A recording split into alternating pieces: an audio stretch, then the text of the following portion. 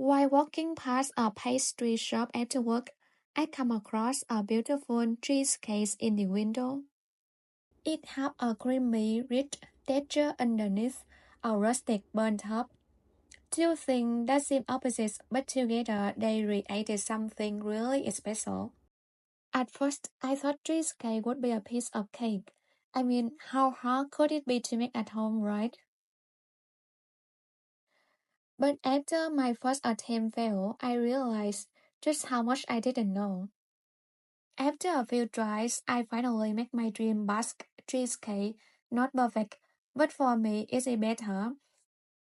That's why I say cheesecake is easy to make, but it's not simple. Today, I want to share what I learned from making it and plus tips to help you avoid the same mistake. Before we jump in, hi and welcome. If you're new here, I'm Kim. I love exploring the science behind baking.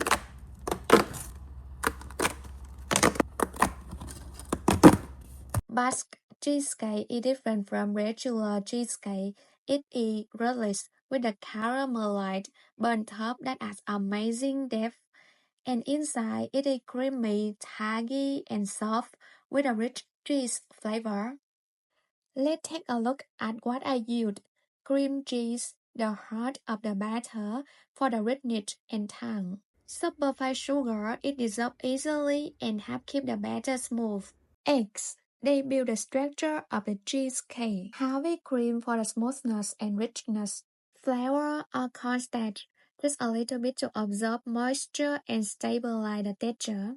Salt, to bring out on the flavor. Vanilla extract, for that warm, deep aroma.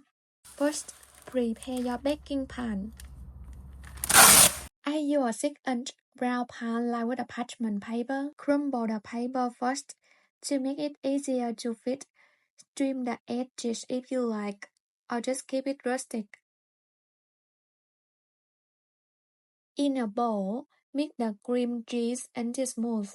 Add sugar and stir just until combined. Don't overmix. This is key to getting a creamy texture. The last time I used electric mixer, the batter turned out too thin, so this time I mixed by hand to stay in control.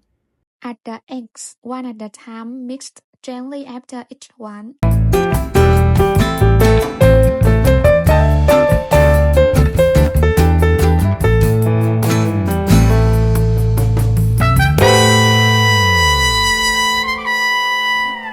In a separate bowl, dissolve flour or cornstarch into heavy cream. It helps prevent clumps in the batter.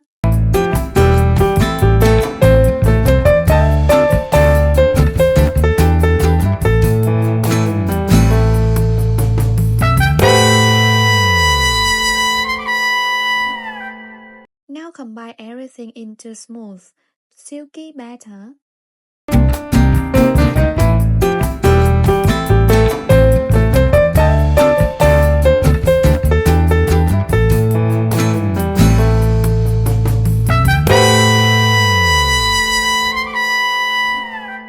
Strain the batter before pouring it into the pan. That helps remove clumps for the better texture. Tap the pan gently on the counter to release air bubble. This part is tricky baking. The goal is to caramelize the top without burning it while keeping the inside creamy but not runny. Here's what happened during my attempts. First attempt, I baked it at 210 for 30 minutes. It looked beautiful outside, lightly golden, but inside it was too soft and flavor were not fully developed. Second attempt, the same temperature but 45 minutes total. I split it into two parts, 25 minutes, and then rotated the pan and baked for another 20 minutes. This time the edges were overbaked, but the inside was amazing. Creamy, eggy, soft, and that cheesy, tangy flavor really came through. So next time I think 37 to 40 minutes may be the best choice. If you have figured out the best Baking time in your oven, please share it in the comment. I love to learn from you too. When it's finished, let the cheesecake cool in the counter for about 2 hours and then refrigerate it uncovered for at least 8 hours or even better overnight. Trust me, waiting is hard, but it makes all difference in flavor and texture.